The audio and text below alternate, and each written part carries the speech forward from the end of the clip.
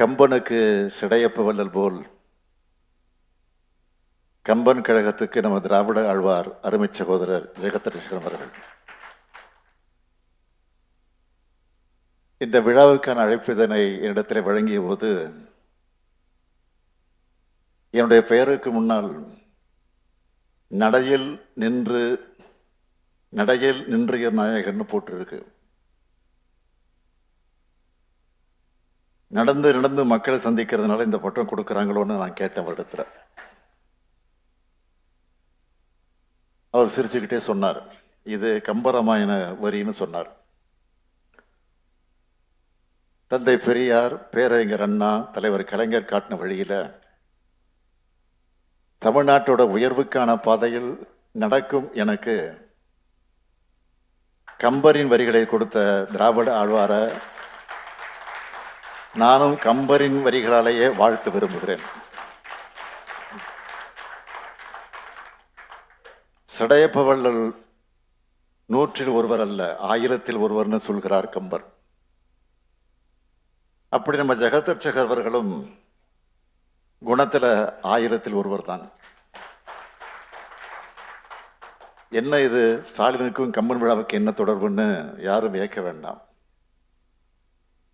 1999 இதே அரங்கில் நீதியரசர் MM இஸ்மாயில் முன்னின்று நடத்தின கம்பன் விழாவில் தலைவர் கலைஞர் அவர்கள் பங்கேற்றார்கள்.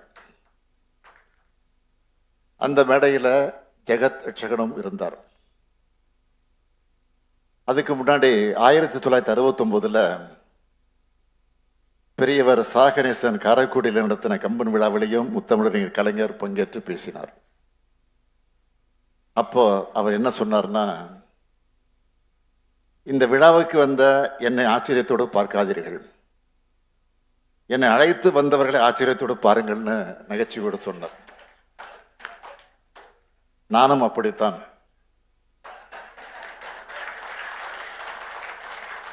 கம்பரின் தமிழுக்காகவும் ஜெகதீஸ்வரன் அன்புக்காகவும் இங்கே வந்திருக்கிறேன். இந்த சென்னை கம்பன் கழகத்தோட பொலிமிகு பொன்விழா, அதனுடைய நிறைவாக அறிஞர்கள் பலரும் விருதுகள் பெற்றிருக்காங்க. ஆழ்வார்கள் ஆய்வு மையத்தினுடைய கவி சக்கரவர்த்தி கம்பர் விருதை நம்முடைய கவி பேரரசு வைரமுத்து பெற்றிருக்கிறார். அவருக்கு என்னுடைய மனமார்ந்த பாராட்டுக்கள், வாழ்த்துக்கள்.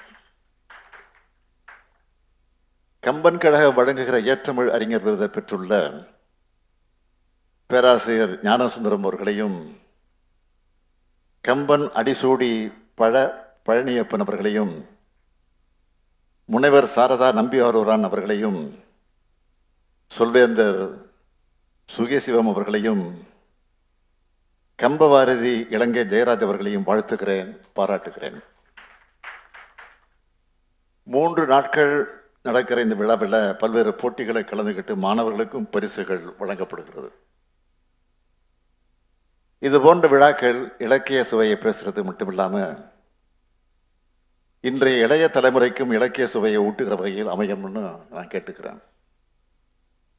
திராவிட இயக்கம் கம்பராமாயணத்தை மாறுபட்ட கோணத்தில் பார்த்த இயக்கம். சில கருத்துக்களுக்காக விமர்சிக்கப்பட்டாலும் கவிதைக்காக, அதில் இருக்கும் தமிழுக்காக பாராட்டுச்சு. பேரறிஞர் அண்ணா அவர்கள் முதலமைச்சராக இருந்த காலத்தில் தான் சென்னை கடற்கரையில் கவி சக்கரவர்த்தி கம்பருக்கு சிலை வைக்கப்பட்டுச்சு. வடபுலத்தை சார்ந்த வால்மீகி எழுதின ராமாயணத்தை தமிழ் மண்ணின் மனம் காக்க கம்பர் எழுதினது நமக்கு தெரியும். அயோத்தியோட பெருமையை சொல்லும் போது கூட காவேரி நாட்டோட ஒப்பிட்டவர் கம்பர். ராமனை அவதாரமாக காட்டுவது வால்மீகியோட பார்வை. ஆனால் சக்கரவர்த்தியின் மகனா தொடங்கி கோசல நாட்டு சக்கரவர்த்தியாக முடிக்கிறது கம்பரின் பார்வை. கவிதையில் வர்ற அரசர்கள் பேரை தமிழுக்கு மொழிபெயர்த்தவர் கம்பர். கம்பன் கண்ட சமரசம் என்ற புத்தகத்தை எழுதின நீதியரசர் MM இஸ்மாயில் கம்பன் கழக விழாக்களை தொடர்ந்து நடத்தி கம்பனின் தமிழில் சமூக ஒற்றுமையை கண்டார். நதிகள் பலவாக ஓடி வந்தாலும் அது வந்து சேர்வது கடல்தான். அதுபோல வேறு வேறு கடவுள்கள் இருந்தாலும் நோக்கம் ஒன்றுதான் என்ற பொருள்ல கம்பர் பல பாடல்களை பாடியிருக்கிறார். 1989 இதே கம்பன் கழக விழாவில் உரையாற்றின தலைவர் கலைஞர் அவர்கள் கம்பனின் கவிதைகளில் தீட்டிய கனவாம் வளம் குழிக்கும் திருநாட்டை உருவாக்க உறுதியேற்போம்னு குறிப்பிட்டார். வன்மை இல்லை, ஓர் வறுமை இன்மையால்னு கம்பர் சொன்னார். அப்படி வறுமை இல்லாத மாநிலமாக தமிழ்நாடு இருக்கு. சமூக வளர்ச்சி குறியீடுகள்ல முன்னணி மாநிலமா இருக்கு. பொருளாதார வளர்ச்சி மிகுந்த மாநிலமா இருக்கு. இதுதான் கம்பர் கண்ட கனவு. இத்தகைய மாநிலமா தமிழ்நாட்டை உருவாக்குறதும் கம்பருக்கு ஆற்றும் தொண்டுதான்னு இங்கே கூடியிருக்கக்கூடிய இலக்கிய ஆளுமைகள் எல்லோரும் ஏத்துப்பீங்கன்னு நினைக்கிறேன். விருதுகள் பெற்ற எல்லாருக்கும் என்னுடைய வாழ்த்துக்களை மீண்டும் சொல்லி, கம்பன் கழக விழாக்களை மிக சிறப்பாக நடத்தி வரக்கூடிய திராவிட ஆழ்வார் ஜெகத்ரட்சகன் அவர்களையும் மனதார பாராட்டி விடைபெறுகிறேன்.